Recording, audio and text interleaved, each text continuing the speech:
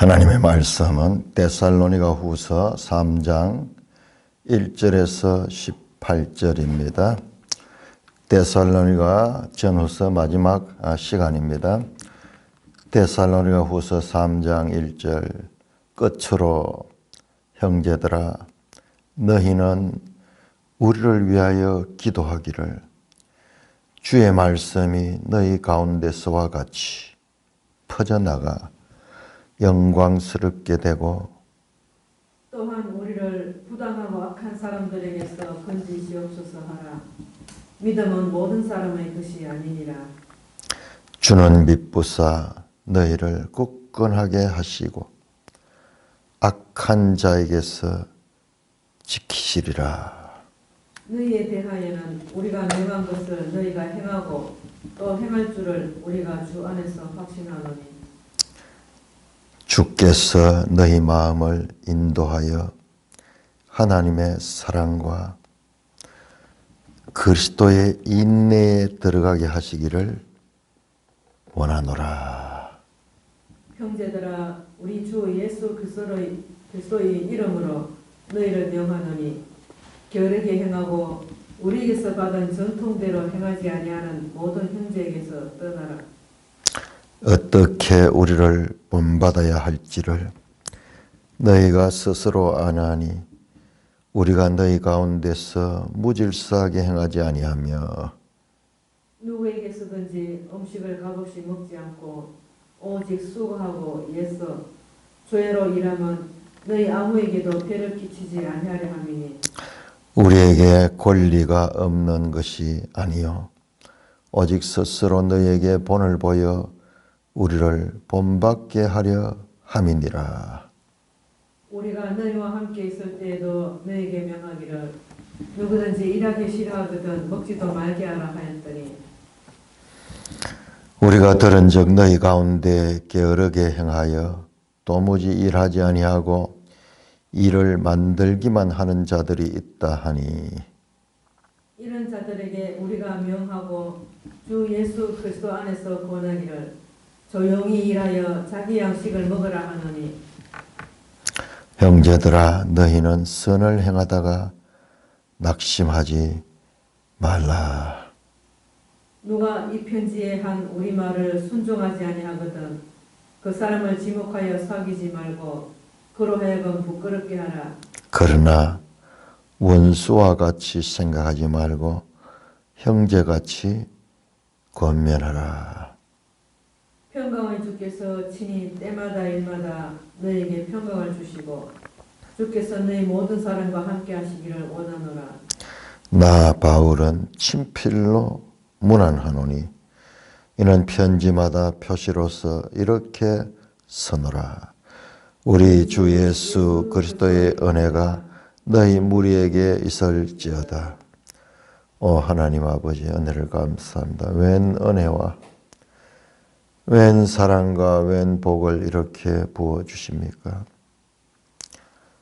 2022년도 7월 달에는 히브리서를 통하여 그리고 8월 달에는 레위기 18장에서 그 마지막 장까지 또 이어서 데살로니가 전후서를 통하여 하나님의 뜻에 우리의 시선이 미치지 못했던 것들조차 자세하게 살펴볼 수 있도록 놀라운 은혜를 베풀어 주신 것 감사를 드립니다.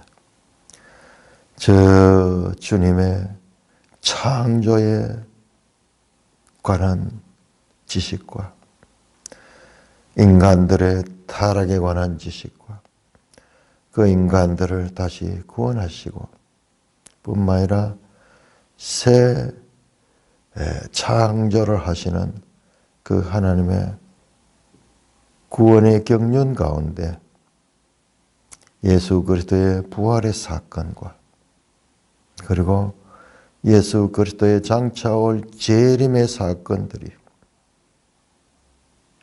성도들의 부활과 그로 인하여 재림하신 주와 더불어 새 예루살렘 성으로 편입되어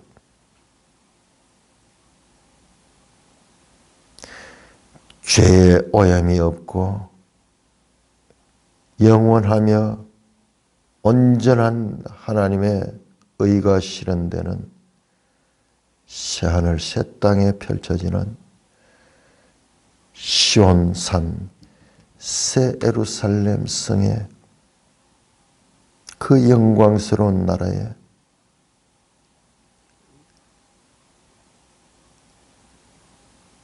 하나님의 얼굴을 마주 대하며 살 수 있는 이와 같은 하나님의 구원 경륜의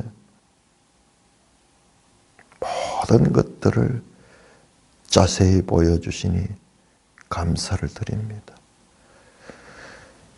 우리 속에 내주하시며 우리를 그 나라에 편입될 자로 보정하시는 성령님께서 이 땅에서부터 우리에게 주의 말씀으로 우리를 새롭게 하시고 주의 말씀으로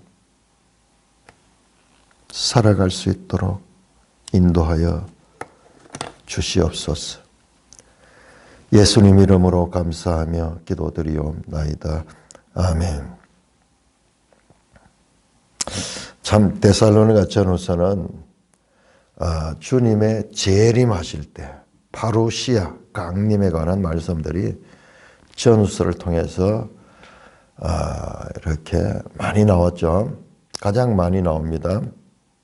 분량면에 보면은 고린도전서 15장이 주님의 부활과 그리고 주님의 재림과 성도들의 부활과 그리고 성도들이 그 하나님 나라에 입성하게 될 것을 분량면에서는 가장 많이 그렇게 자세하게 다루고 있고 데살로니가 전후서는 그 내용면에서 이 재림에 대한 많은 정보를 주고 있습니다. 그리고 요한계시록은 이 모든 것들을 더 자세하게 구체적으로 성취되는 과정들을 보여주고 있는 책입니다. 사도 바울은 십자가와 부활의 주님만 아니라 십자가와 부활은 그 자체로 목적이 아니고 궁극적으로는 예수 그리스도의 재림으로 이어지는 과정이에요. 그 가운데서 우리가 십자가와 부활은 강조하면서 우리가 재림에 대해서는 소홀한 면이 많이 있었습니다. 어떤 면에서는 지식이 없기 때문에 그럴 수도 있었는데 이번에 보니까는 바울 사도가 이 데살로니가 전후서는 바울 사도가 보내는 첫 번째 서신이고 그리고 신약 성경 가운데서도 가장 먼저 기록된 책이에요. 그러니까는 그 초대교회 생생한 주님이 떠나신 후에 그 남아있던 그 초대교회의 가르침이 어떠했던가. 그리스도의 십자가의 죽으심과 부활은 그들이 목격했어요. 이제 그들은 주님의 재림에 대해서 분명한 지식을 가지고 그 재림을 소망하고 있으며 그 재림 때 올 영광스러운 것을 바울은 자세히 가르쳤어요. 자, 3장 1절입니다. 끝으로 형제들아, 이제 편지를 끝맺으면서 너희는 우리를 위하여 기도하기를 주의 말씀이 너희 가운데서 같이 퍼져나가 영광스럽게 되고 주의 말씀이 데살로니가 교회에서도 그렇게 주의 말씀이 퍼져나갔듯이 온 땅에 주의 말씀이 퍼져나가서 영광스럽게 되고, 영광이라는 단어가 나오면 새롭게 봐야 돼요. 마침내 주님의 재림의 때 오게 될 영광의 나라, 그 영광의 몸을 입고 영광에 참여하게 될 그 영광의 나라에 이르기까지. 하나님의 말씀의 궁극은 궁극적인 그 목적은 그 나라의 영광의 나라, 영광의 나라, 그 영광의 나라.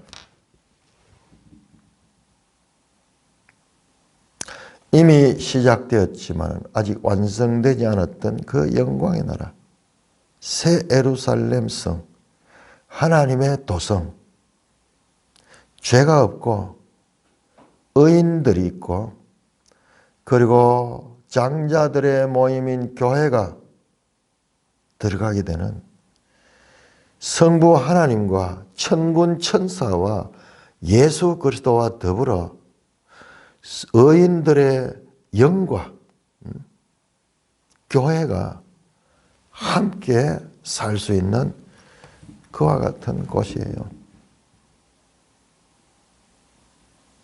그 영광의 나라에 그것을 표현할 때 영광 이상으로 표현할 수가 없어요. 이 땅의 언어로서는 표현할 수 없어요. 영광스러운 나라. 2절입니다. 또한 우리를 부당하고 악한 사람에게서 건지옵소서. 믿음은 모든 사람이에요. 부당하고 악한 사람들, 이와 같은 소망이 있음에도 불구하고 현실적으로 여기서 우리를 바울과 실라와 디모데 사역자들, 이 사역자들을 위하여 기도해달라. 주의 말씀이 계속 번져나가고 또한 우리의 말씀을 전하는 우리를 부당하고 악하게 우리를 핍박하는 자들, 그들 가운데서도 건져달라고 하다. 믿음은 모든 사람의 것이 아니라. 왜 부당하고 악한 사람들이 이 복음의 사역자들을 대적하고 그들을 핍박할까요? 시기심. 왜냐 그러면 그들은 믿음이 없기 때문에 그런 거예요. 구원받지 못한 성도들이니까 화도 안 나겠어요. 이 말씀이 없으면 자기들이 어찌 될지 알지 못하고 그냥 말씀이 없다 그러면 그냥 묻혀서 살 수 있는데 이 말씀이 나타나니까는 그들의 장차 멸망의 것이 드러나니까는 그것도 모르지만은 그러나 본능적으로 그 진리를 가진 성도들을 향하여 부당하고 악하게 핍박하고 압박하는 그 배후에는 사탄이 있습니다. 사탄이 그렇게 하는 거예요. 3절입니다. 주는 미쁘다 하는 말은 믿을 만한 분이다. 주님은 믿을 만한 분이다. 너희를 굳건하게 하시고 악한 자에게서 지키시라. 그렇듯이 주님은 너희를 굳건하게 하고 악한 자에게서 지키라. 악한 자의 임함은 나왔죠. 2장 9절에 때로는 악한 자의 나타남은 사탄의 활동을 따라 모든 능력과 표적과 거짓 기적과 불의의 모든 속임으로 나타나는데 거기에 미혹되지 않고 그 세력으로부터 지킴을 받는다. 주님께서 너희에 대하여 우리가 명한 것을 너희가 행하고 또 행할 줄을 우리가 주 안에서 확신하노니. 우리가 명한 것 2장 15절에 보시면 그러므로 형제들아 우리가 말로나 편지로 가르침을 받은 전통을 지키라. 바울 사도가 직접 말로 전한 것 그리고 글을 통하여 이와 같은 편지를 통하여 말씀한 것 이것을 행해라. 주께서 너희 마음을 인도하여 하나님의 사랑과 그리스도의 인내에 들어가게 하시기를 원하노라. 주께서 너희 마음을 인도한대요. 어떻게 인도할까요? 성령을 줘가지고 마음이 할례를 행할 마음을 가르고 그 안에 하나님의 영이 들어가서 그 안에서 그 모든 에너지를 통하여서 엔진처럼 그 사람을 움직이게 하여 하나님의 사랑과 그리스도의 인내에 들어가게 하시기를 원합니다. 하나님의 사랑, 그리스도의 인내. 그리스도께서도 사람의 몸을 입고 와서 이 땅에서 많은 환난을 받으시고 마침내 그 영광의 나라로 들어가셨듯이 형제들아 6절입니다. 우리 주 예수 그리스도의 이름으로 너희를 명하노니 게으르게 행하고 우리에게 받은 전통대로 행하지 않은 모든 형제에게서 떠나라. 참 계속 주 예수 그리스도 참 이거를 자유주의 신학자들이 기독교는 바울 종교라고 주장하는 그 자들이 이런 부분을 보면은 뭐라 그럴까요? 그 바울이 맞아요. 바울이 교리를 세우고 바울이 기독교의 참으로 모든 것들을 이 바울 사상이 뼈대를 잡고 거기서 나오는 건 맞아요. 그러나 그 내용을 그 내용은 전부 예수 그리스도. 현상밖에 못 보니까 바울 종교라 그러지. 그 바울이 가르치는 내용을 보라고. 내용이 주 예수 그리스도지. 기독교는 예수 그리스도. 게으르게 행하고 우리에게 받은 전통 행하지 않은. 그러니까는 여기 게으르게 행하는 자들이 뒤에도 나오고 데살로니가 전서에서도 나왔어요. 전서에서도 마지막에 보면은 이런 자들에 대해서 말씀해. 데살로니가 전서 5장에 보면은 그런 내용이 나옵니다.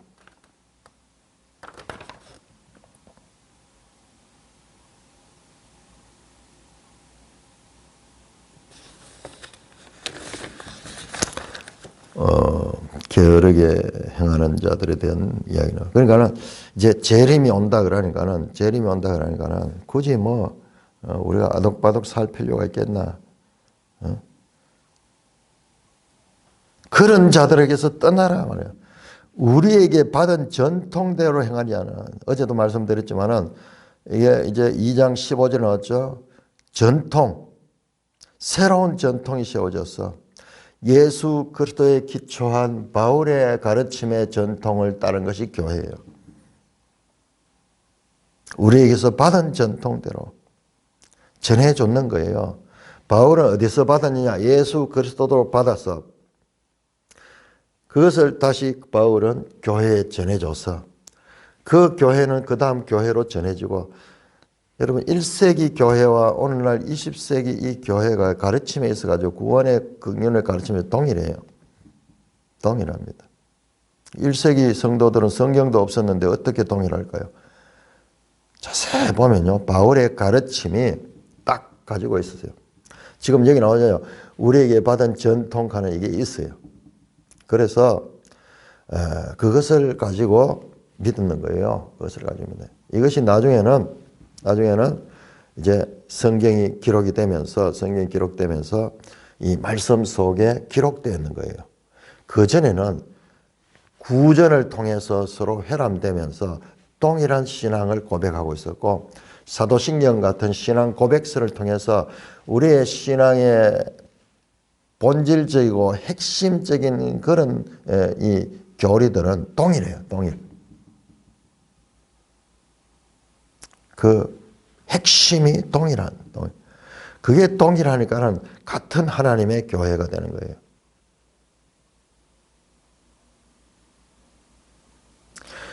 그러면 기록이 없는데 어떻게? 아니요. 그 당시의 사람들은 보면은 이 기록 문화가 발전되기 전이니까는 암기 문화가 대단했어요. 암송 문화. 우리 인간이 기록이 이제 되고 책이 나오면서부터 암송하는 능력은 많이 퇴화되어 버렸어요. 왜냐? 언제든지 책을 보면 찾아볼 수 있기 때문에 굳이 이 암송하려고 노력을 하지 않는 거예요. 그러다 보니까 약해지는데, 지금도 어린아이들이나 이런 사람들은 자꾸 암송을 시키면은 암송이 자꾸 늘어나요. 그래서 거의 이 내레이터, 이야기꾼들이 있거든요. 우리 그 옛날에 우리 애들한테 사준 있잖아요. 그 초대교회의 성도들 만화 영화 그 제목이 뭐랬죠? 제목이 그 만화로 돼가지고 그 초대교회에 그것을 이야기하는 그 보면은 거기 보면 이야기꾼 나와요. 이야기꾼. 이야기로 복음이 전해지잖아요. 그 책도 없고 이런 시절에 사도들은 가가지고 이야기를 전했는 거예요. 이야기를. 예수께서 그러고 하면서 쫙 이야기했는 거예요. 예? 이야기 하늘나라 말고 비디오 테이프로 되어 있는 이 미국 영화가 있었어요. 그 만화 영화. 그게 초대교회를 생생하게 전해주는 이야기인데 그 제목이 거기에 이야기라는 것이 들어가는데 보면은 그 초대교회 사도들 이야기가 나오는 그 만화 영화가 있어요.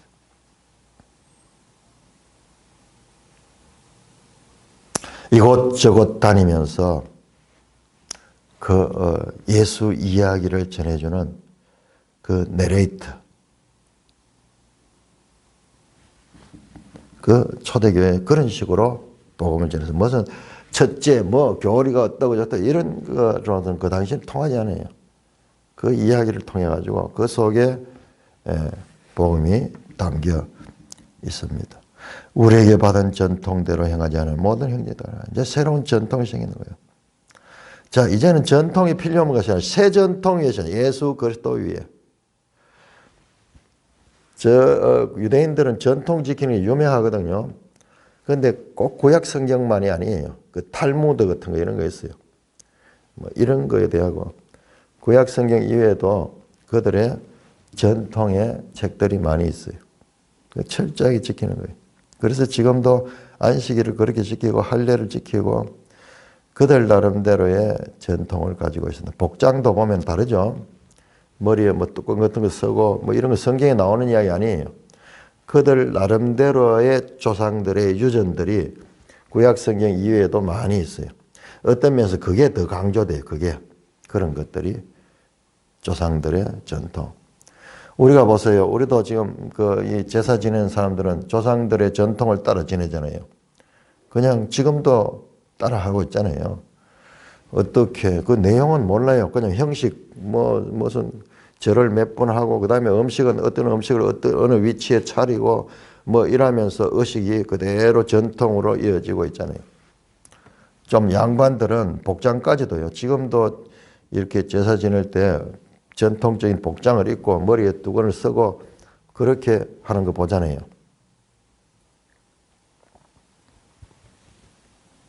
그런데 새로운 전통이 생겨서 새로운 전통.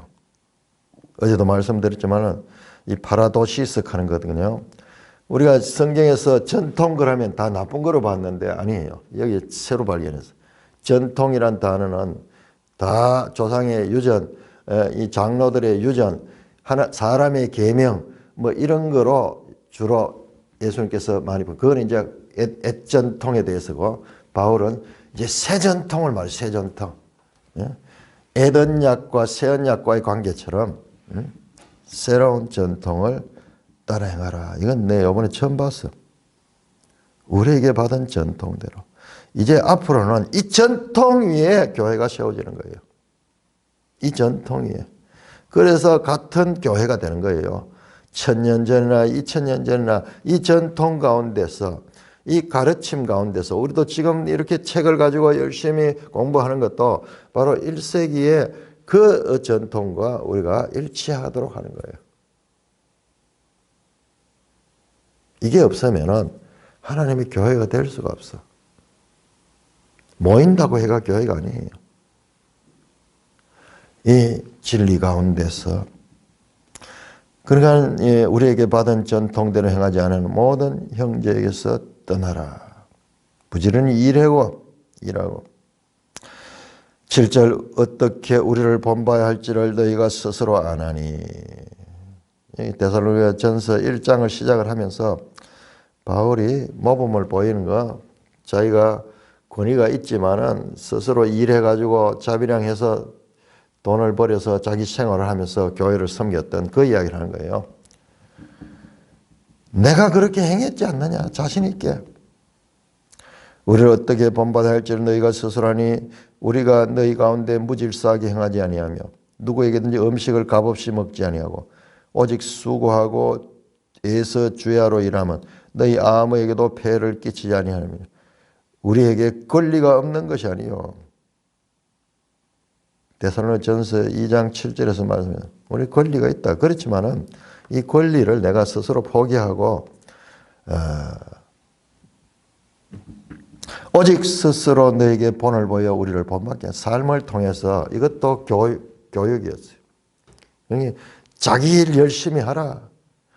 우리도 이 복음 전하는 이 재림에 대해서 가르치는 우리도 이렇게 현실에 있어 가지고 우리의 일을 열심히 했다. 그러니까 너희들도 이 재림이 왔으니까는 뭐 동료하면서 뭐 하던 일을 멈추고 이거는 이 본문을 자세히 연구해 보면은 우리나라에도 여러 경우 있었죠. 뭐 92년도입니까? 94년도입니까? 그때 그 사람 누구랬어요? 이름이 뭐예요? 그 무리들 해가지고 다미성교회 그 지도자가 누구였어요? 이제 다 시간 지나면 몇십 년만 지나도 이름도 없어져요. 그때 떠들썩하면서 뭐 했어요? 이제 주님 재림하니까는 모여가지고 재산 다 팔고 시간을 맞춰가지고 확 휴거 당한다고. 부족한 내 같은 경우에는 그 사람들이 어떻게 하다가 나를 찾아와가지고 그 그림을 그려달라고 휴거 그림을 그려달라고 해서 그거 가지고 나는 또 장사하기도 했는데 그러니까는 모르니까는 그랬던 거예요. 하나님 말씀이 없으면은 책을 가지고 있어도 맹인.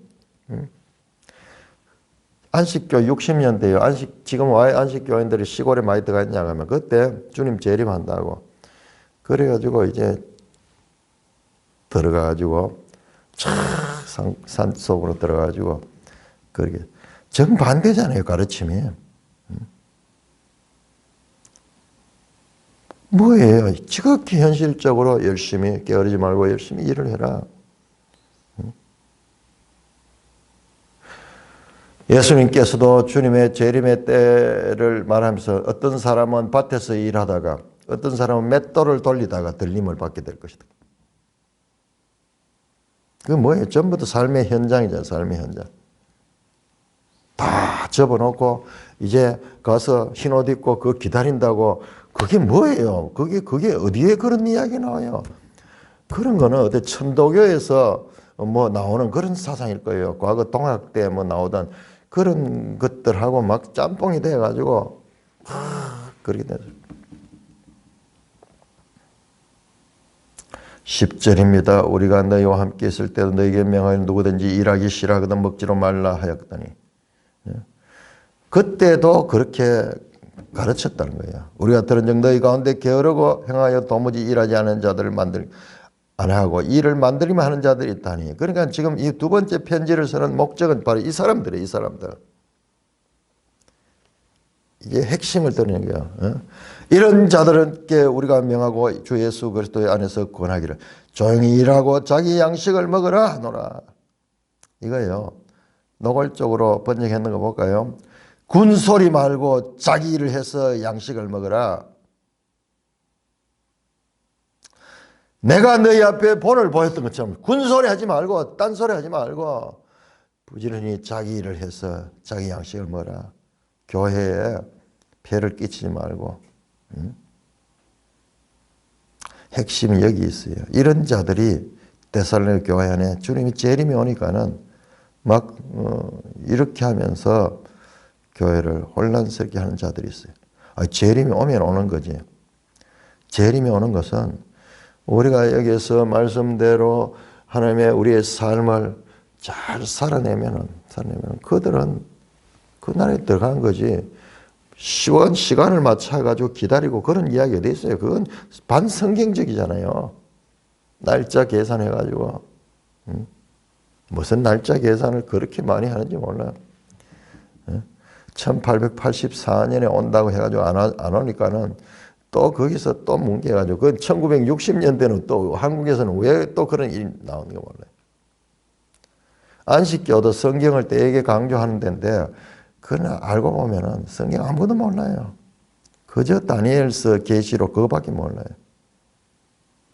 66권 성경을 제대로 못 보니까는 그러니까는 문제는 분명해졌어요. 66권 성경을 제대로 보지 못하면 안 되는 거예요. 이단들이 다 성경을 강조하는데 문제는 성경을 편식하는 거예요. 편식하는. 자기들 보고 싶은 것만 계속 보는 거예요. 그래서 억지 주장을 만들어내가지고 교묘하게 만들어가지고 그렇게 하는 거야. 한번 보세요. 이단이 다 그렇지. 성경 강조하는 이단이 어디 있는가 모르겠어요. 그러면은 정통이라는 교회는 뭐예요? 교회가 바른 교훈을 가르치면은 그런데 미혹되지 않는데 교회가 안 하니까는 이단들이 저렇게 활개를 치는 거죠.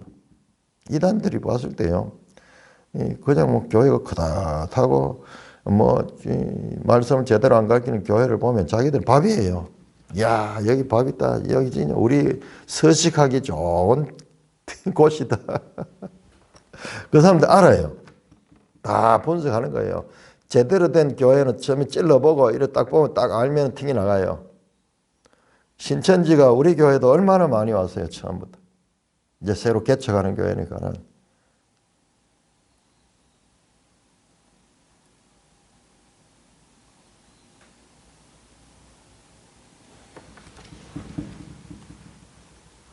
통합측 저런 교회는 그야말로 그들이 살기에 가장 좋은 온도와 습도가 맞춰져 있어요. 곰팡이균이 살기 좋도록.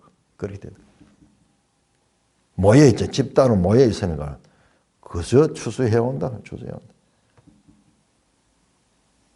최소한 거기 모인 무리들보다는 자기들이 성경을 더 많이 하니까 신천지가.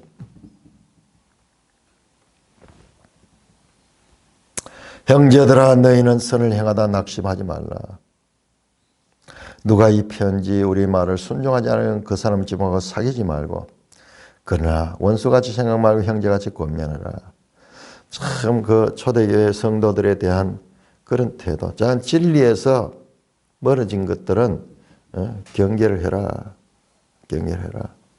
그러나 그들도 원수같이 생각하지 말고 형제같이 권면하고 너희가 그들을 품을 수 있도록 하라. 평강의 주께서 친히 때마다 일마다 너에게 평강을 주시고 주께서 너희 모든 사람과 함께 하시기를 원하노라. 나 바울은 친필로 문안하노니 이는 편지마다 표시로서 이렇게 쓰느라. 이거 보니까는 대필했겠죠. 누가 대필하니까 끝에 가서 이 말한다.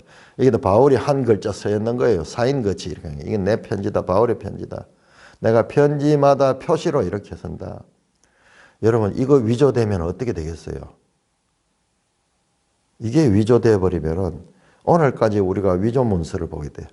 그래서 바울이 끝에 이 바울의 편지다 하는 표시를 하고 우리 주 예수 그리스도의 은혜가 너희 무리에게 있을지어다. 그러면서 축도하면서 데살로니가 전후서의 마지막 인사를 합니다. 자, 오늘 이 시간에는 우리가 이 데살로니가 전후서에 나타난 주님의 재림에 대한 것들을 다시 한번 살펴보도록 하겠습니다. 자, 데살로니가 전서 1장 10절 보세요. 1장 10절. 제일 먼저 주님의 재림에 관한 말씀이 나옵니다. 또 죽은 자들 가운데 다시 살린 그 아들이 하늘로부터 강림하시고 너희가 어떻게 기다리지 말하니 이 장래에 노하시면 우리를 건지자. 자, 첫째로 주님의 재림은 부활하신 예수님이 다시 강림하실 것이다. 파루시아라 그랬죠.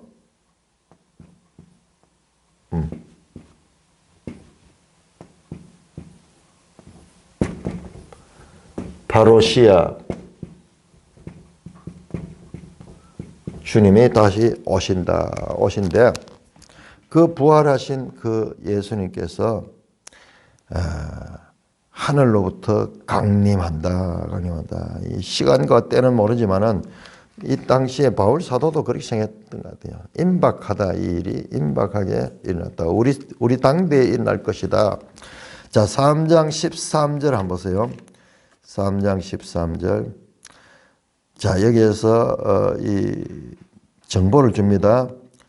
우리 주 예수께서 너희 모든 성도와 함께 강림. 자, 오실 때 주님이 재림하시네. 자, 1장 10절은 주님의 재림에 대해서만 말했고, 그 다음에 3장 14절 주님이 재림하실 때에 함께 하는 자들이 있어. 여기에 성도들과 함께 오는 거예요. 그런데 이 성도들은 어디에 있던 존재들인가? 왜 성도들이 하늘에서 내려올까? 그 내용이 우리 4장에 보면 답이 나옵니다. 4장 16절 17절이죠. 자, 재림하실 때 어떻게 되느냐?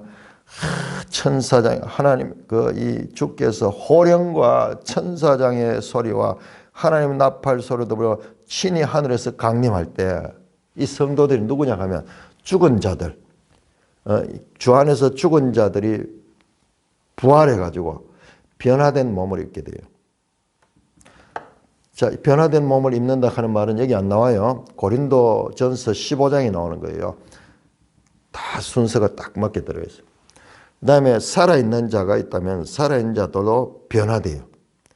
몸에 변화하죠. 이 몸 가지고 안 돼요. 그래서 들림을 받습니다. 재림할 때 공중으로 들림이 소위 휴거라 하는 것이 일어나는데 들림을 받습니다. 그래서 이제 이 성도들이 주와 함께 있는 거예요. 주와 함께 있는 거예요. 그런데 3장 13절하고 연결해 보니까는 순서로는 이게 뒤에 있지만은 3장 13절이 순서로 보면은 다음 사건을 가요. 함께 강림하신다고 되어 있잖아요. 그냥 공중에만 머물러 있는 것이 아니고 성도들이 올라가가지고 자는 자들도 부활하고 깨 있는 자들도 변화해가지고 휴거해서 공중에서 거기서 천년 왕국을 이루고 거기에서 또 이 혼인 천국 잔치를 이루고 그 이야기 아니에요. 함께 강림한다 그래요. 3장 13절에 3장 13절.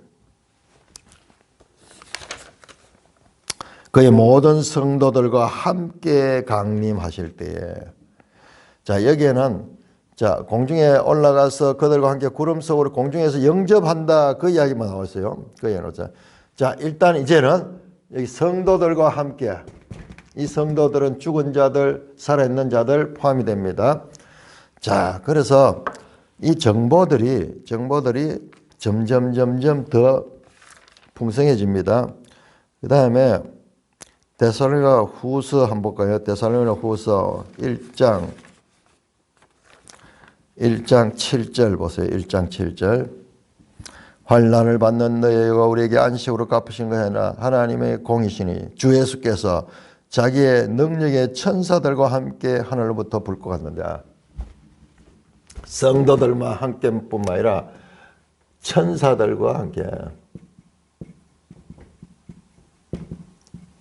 자, 요 정보를요, 더 자세히 보면은 사실상 순서는요, 요거예요, 요게 문제예요. 요게 우선이고. 그 다음에, 그래, 주님이 강림할 때 이렇게 같이, 이들과 같이 내려오는 거예요, 같이. 여기에 천사장의 이 소리가 여기서 났을 거예요, 여기에 군대를 이루고 있어요. 함께 와갖고, 그 다음에 이 땅에서 죽은 자들이 들림을 받는 거예요. 그래서 앞에서 성도들과 함께 올다 한 이 말은 지금 이 부분만 강조했는 거예요. 이 재림의 때 일어난 대변화 설명을 다 할 수 없어요.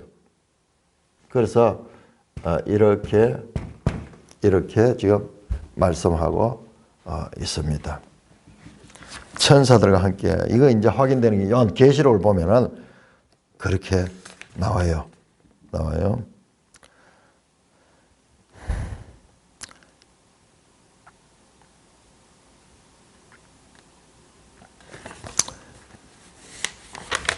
1장 10절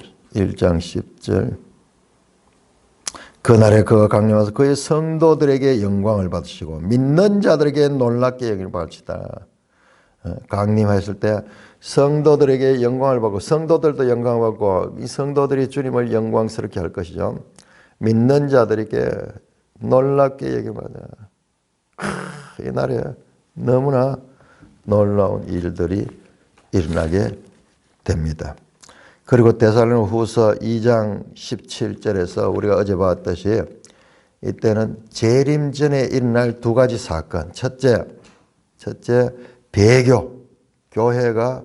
많은 교회가 배교할 것이고 그 다음에 적그리스도가 등장하게 된다. 적그리스도가 등장한다. 자, 이 장면을 그리고 2장 불법의 사람 곧 멸망의 아들이 나타나거든요. 자, 요거 더 자세히 보면요. 우리가 이 적그리스도는 요한 1서를 보니까 이미 활동했다 되어 있죠. 여기도 보면 이미 나오거든요. 이미 활동.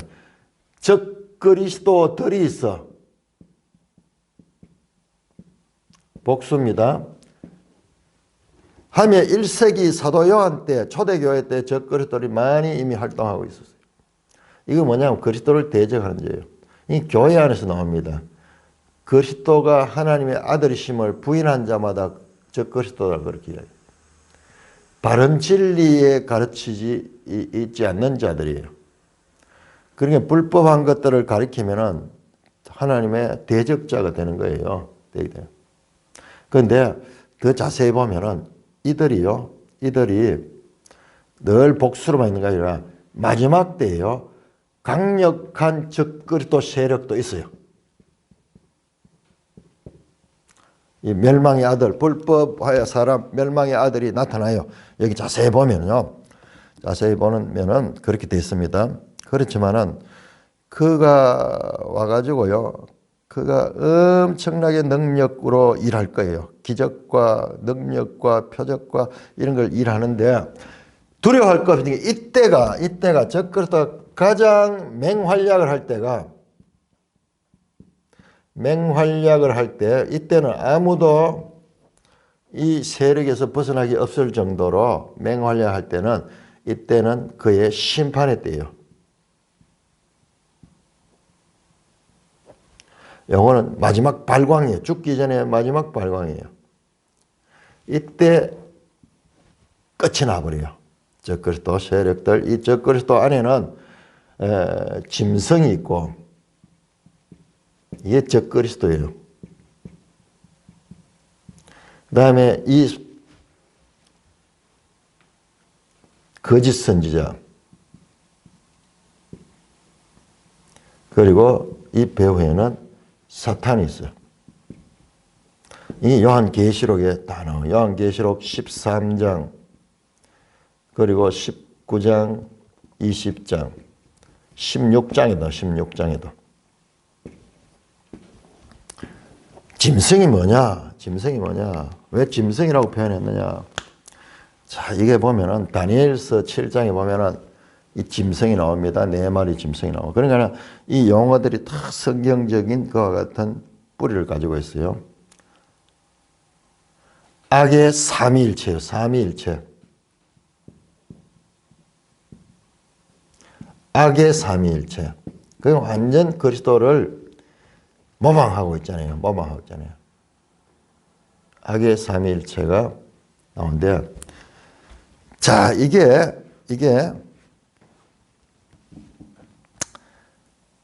자, 보세요. 데살로니가서 2장 7절 불법의 비밀이 이미 활동해서 지금은 그것을 막는 자가 있어. 그 중에 옮겨질 때까지 하리라. 좀 우리 번역이 애매합니다. 막는 자가요. 그때가 될 때까지는 막아주는 거예요. 그러다가 그 막는 것을 이제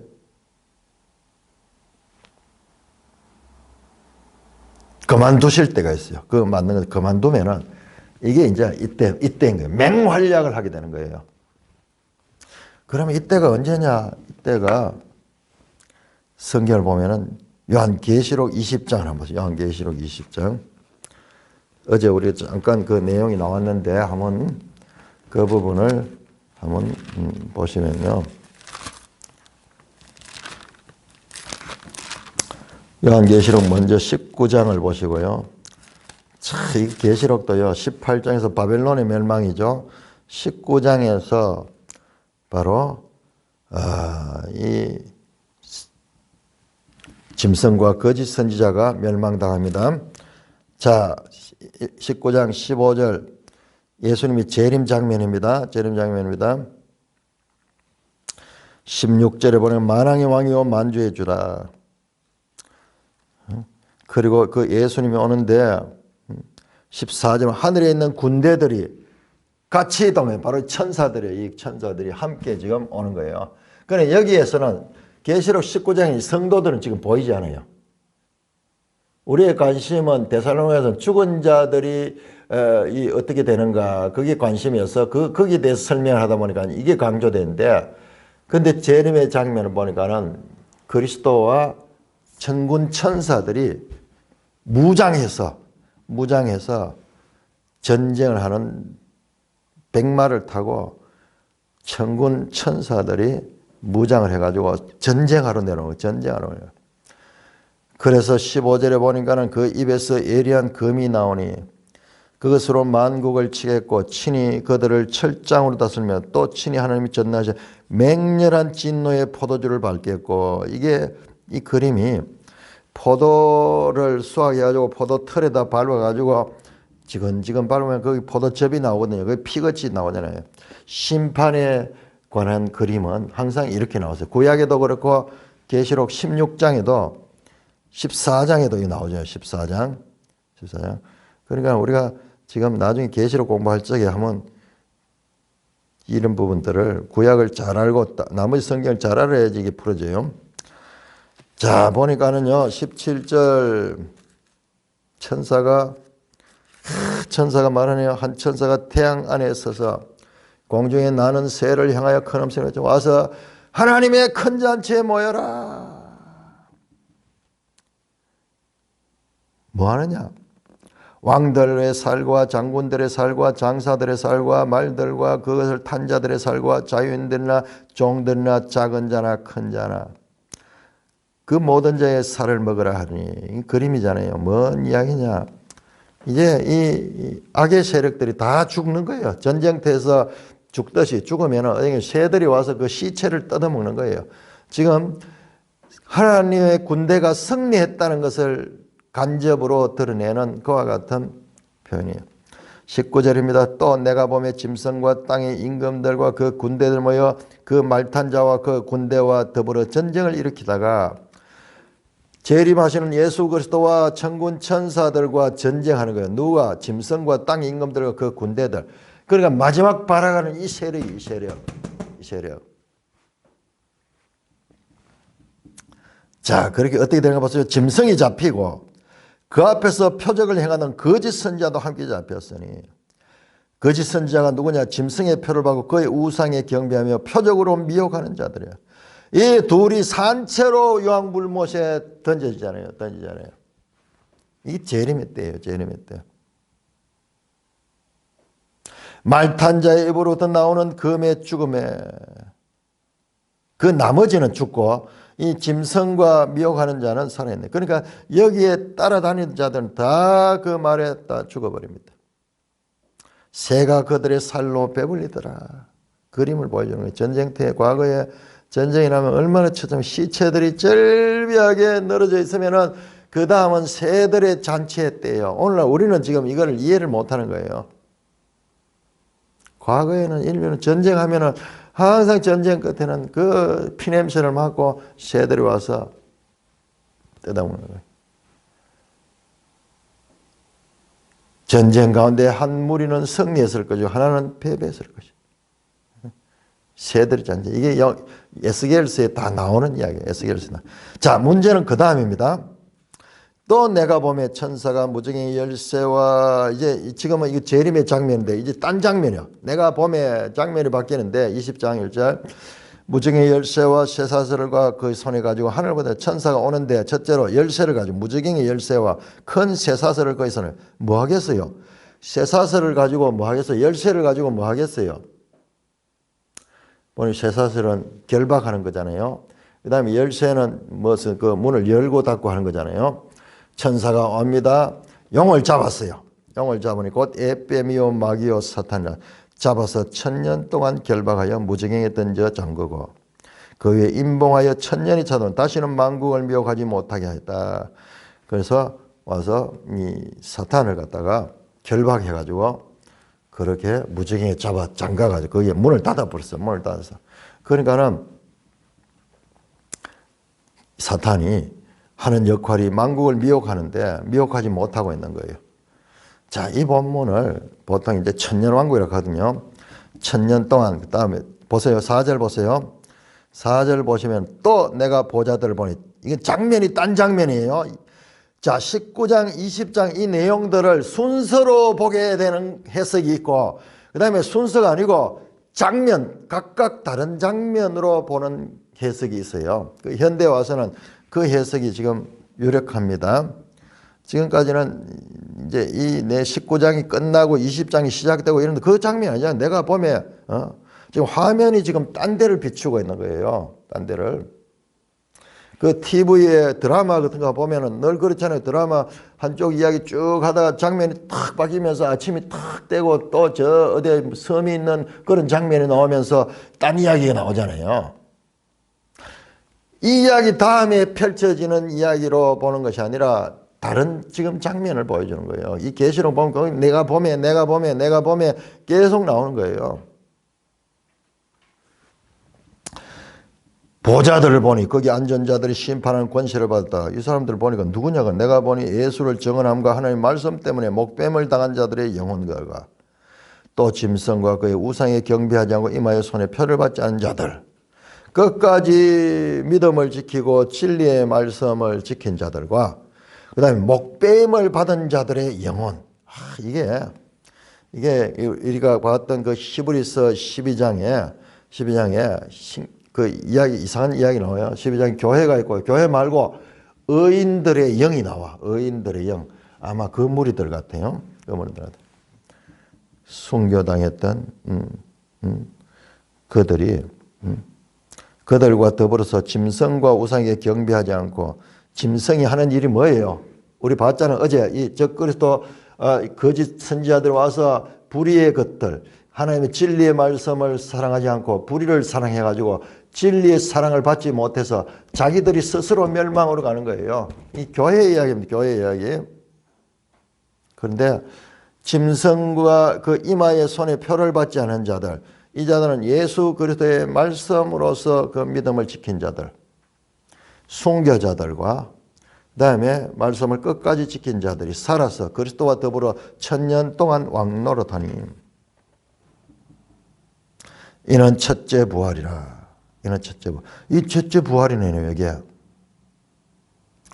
이 죽었던 자들이 부활하는 자들이잖아요. 이게 바로 그 데살로니가 이 전서 4장 16절 17절에 나오는 거잖아요. 부활한 부활. 이 첫째 부활에 참여하는 복이 있고 거룩하다. 자, 8절 보세요. 1000년이 탐에 사탄이 그 옥에서 놓여 나온다. 자, 3절하고 한번 비교해서요. 1000년이 차도록 다시는 만국을 미혹하게 하는데 그 후에는 반드시 잠깐 노일이라 돼요. 잠깐 노일이라 돼요.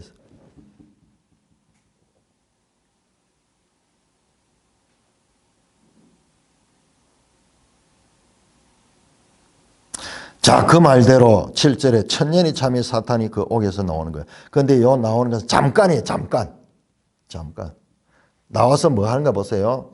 나와서 땅의 사방 백성 곧 곡과 마곡을 미혹하여 모아 싸움을 붙이니 수가 바다 모래 같다. 그들이 지면이 넓어 성도들의 진과 사랑하는 성을 두니 뭐 하냐. 전력을 해서 다 모아가지고 성도들을 공격하는 거예요. 성도들을 공격하는 거예요.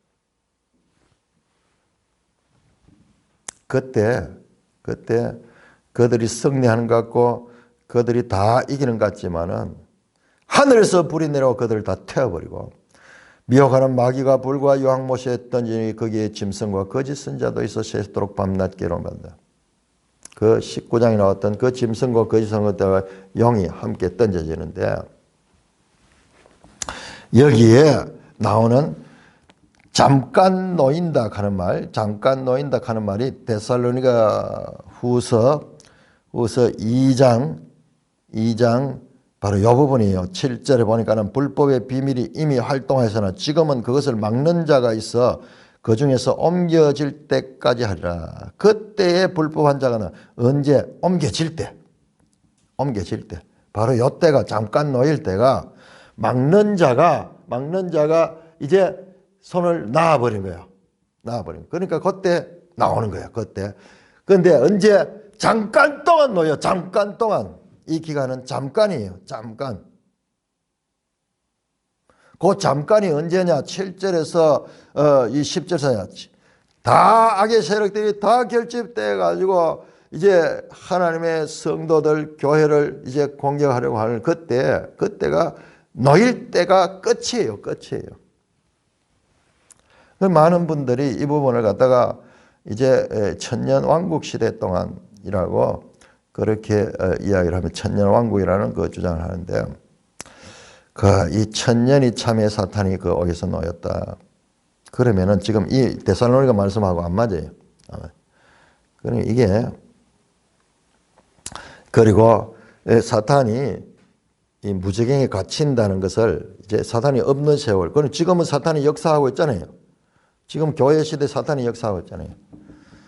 이제 그것 때문에 이거는 이 교회 시대가 아니다고 생각을 많이 하는데 여기에서 결박되었다 하는 거, 무저갱에 갇혔다는 거, 이것이 무엇이냐 그러면은 지금 이 상태예요. 활동하고 있어요. 이미 활동하고 있지만 막는 거예요. 막는 자가 있어가지고 지가 마음대로 활동은 못하는 거예요. 이때 성령의 능력을 받은 자들은요, 그를 이길 수 있고 교회가 진리의 교회는 생겨나는 거예요. 이때가. 그럼에도 불구하고 지금 보세요. 초대교회 때부터 계속 사탄의 공격이 있었잖아요. 지금 데살로니가 교회도 핍박이 있고 사탄의 공격이 있잖아요. 바울이 가려고 하는데 사탄이 막았잖아요. 자, 이때 상태, 이 무저갱에 갇혀있는 상태는 우리 그림만 보면은 전혀 활동하지 못하는 것 같은데 그렇잖아요. 마음껏 활동하지 못하는 상태이지. 그때 성령의 역사로 이 진리의 세력들은 점점 그때 그 안에서 교회 시대 안에 있을 수 있는 거예요. 그래서 지금 이 장면은 뭐냐 그러면은 천년이 참에 잠깐 놓이는 장면은 바로 이 장면이 이때 정말 하나님이 손이 나을 때 이때는 손을 놓는 거 왜냐? 그들이 활동하기 위해서 놓는 게 아니에요. 그들을 모조리 일망타진하기 위해서 그 모든 세력들이 총집결할 때 그 모든 것들을 일망타진하기 위한 기회지 그들이 결코 지배하는 때가 아니에요. 잘 봐야 돼요. 그들의 마지막 발악이에요.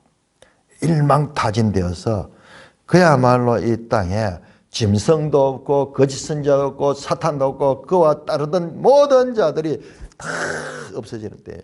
다 없어져요.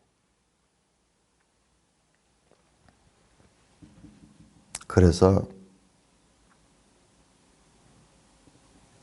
우리가 이 적그리스도 그러면서 이 때문에 얼마나 문제가 많았어요.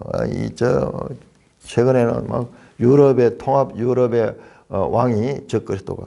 그런데요, 히틀러가 나타났을 때 유럽 사람들이 적그리스도가 나타나도 안 했겠어요? 스탈린 같은 인간이 나타나고 모택동 같은 인간이 나타나. 아니 사람을 수천만 명을 죽였다니까는요. 수천만 명. 그럴 적에 정말 이때의 종말이 왔을 거다. 그런 생각을 했어요. 그럼에도 불구하고 이 마지막 적그리스도 때는요. 우리가 두려워할 때가 아니에요. 그때가 마음껏 활동하러 놓일 때가 그러니까는 성도들이요. 성도들이 지금 하나님께서 막아주니까는 사탄이 아담에게 하듯이 마음대로 못하는 거예요. 그런데도 불구하고 활동하고 있어요. 그 활동하고 있어요. 이미 활동하지만 지금을 막는 자가 있어서 그냥 그 활동이 그렇게 강력하지를 못하는 거예요. 마치 무엇과 똑같느냐 하면 지금 우리가 여기에 살고 있잖아요. 여기에 세균들도 많고 뭐 병균들도 많고 그 있는 속에 살고 있어요. 그럼에도 불구하고 우리가 건강하면은 여기 아무 문제 없이 살아낼 수 있어요. 그러나 우리가 약해지면은 세균들이 우리를 침입하고 우리가 병들어서 죽을 수도 있어요. 지금 꼭 이와 같은 상태예요. 이와 같은 상태. 교회가. 자, 그런데 그 불법한 자가 나타나면은 보세요. 나타나리니 주 예수께서 그 입의 기운을 그를 죽여버리잖아요. 계시록 동일하잖아요. 나타나서 하는 역할 뭐예요? 그냥 자기들 세력만 모르지 아무 일도 못하고 그때가 바로 그들의 제사날이에요. 제사날. 바른 지식을 가지고 바른 지식을. 그렇지만은 그들이 하는 일들은요. 그 잠깐 노예 있을 때 말고 이미 그 갇혀 있으면서도 계속 사탄의 세력들은 지금 여기에서 결박은요. 계시록 20장에서 결박은 무전에 던져 잠그고 1000년 동안 결박했다는 이 말은 본격적으로 나와서 활동은 못하고 있지만은 그러나 사탄의 그 세력들은 일하고 있을 때예요. 일하고 있다. 그렇게 보면은 이때가 이 1000년이라는 그 기간이 새로운 해석을 가지고 있어요. 자, 우리 성경 지도 한번 볼까요? 우리 성경 지도 너무 놀라워요. 자, 이 부분에 대해서 말씀을 제대로 하려고 하면은 한정 없고요. 우리가 반드시 알아야 되는 것은 성경 해석을 함부로 그렇게 할 것이 아니고 자, 378장에서 381절까지 요한계시록에 관한 여러 가지 해석을 가지는데 첫째로 무천년설, 역사적 전천년설, 세대주의적 전천년설 요 세 가지의 해석법이 있어요. 세 가지 해석법인데 우리가 이런 것들을 한번 자세히 살펴봐요. 이거 2000년 교회 역사 동안 일어났던 해석이에요. 해석인데 크게 이 세 가지 해석이 나오는데 역사적 전천년설과 무천년설은 아주 비슷하기도 해요. 비슷하기도 하는데 다릅니다. 차이가 있어요. 차이가 있고. 그래서 이 부분은요. 이 부분은 하나님께서 우리에게 이 모든 것을 우리가 다 할 수 있도록 하시지 않았어요. 말씀드렸죠. 우리가 다 이해할 수 있는 하나님 같으면요. 하나님이 될 수 없어요. 열어놓았어요. 그래서 우리가 부지런히 살펴보면서 2000년 교회 역사 동안 우리 믿음의 사람들이 이 주님의 재림에 대한 우리가 지금 이 계시록만 보기보다도 이 데살로니가전서와 그다음에 고린도전서 뭐 이런 것들을 통해서 이렇게 보니까 더 해석이 더 충만하네요. 자, 이 세 가지 해석적 관점이 있다는 것 정도만 알고 그리고 특별히 이번에 데살로니가후서를 하면서 이 데살로니가후서 2장에 불법의 비밀이 이미 활동하였으나 그것을 막는 자가 있어 그 중에 옮겨질 때까지 하리라. 그때 불법한 자가 나타날 것이다. 이때가 바로 계시록 20장 3절에 나오는 마귀가 무정행에 갇혀 있다가 결박되고 갇혀 있다가 잠깐 노일이니 하는 그때와 같은 때가 아닌가 하는 그런 생각이 지금 강력하게 들어요. 그리고 그 다음에 나오는 내용은 뭐 똑같거든요. 풀려 나와서 계시록 20장 7절 8절에 이 세력이 이제 잠깐 풀려 나와가지고 어떻게 합니까? 악의 세력을 총결집해가지고 하나님의 나라에 대해 교회에 대해서 공격하려고 할 때 그때 주 예수가 불로서 그렇게 심판해버린 거예요. 그렇다면은 계시록 19장에 나오는 예수님의 강림의 때와 요 20장의 불로 심판한 때가 같은 때일 수 있어요. 같은 때일 수.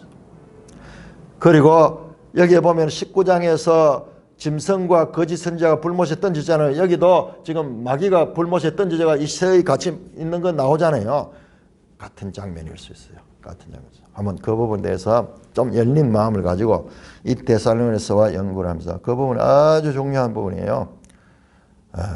그러나 우리가 이 일반 성도들이 이걸 다 알기에는 참 쉽지 않아요. 우리 목사들도 엄청 연구해 봐야 돼. 이걸 자세히 살펴봐야 하는데 아까 봤듯이 크게 이 세 가지 견해들을 볼 수가 있고 제 같은 경우에는 점점 지금 바뀌어가고 있어요. 생각이 바뀌어가고 있다. 자, 그 부분은 우리가 나중에 그 본문이 나올 적에 한번 자세하게 다룰 수 있도록 하겠습니다. 하나님께서 데살로니가 전후서를 통해서 우리에게 또한 예수님의 재림에 대한 소망을 더욱 뚜렷하게 하고 우리가 사랑하는 자는요 알기를 원합니다.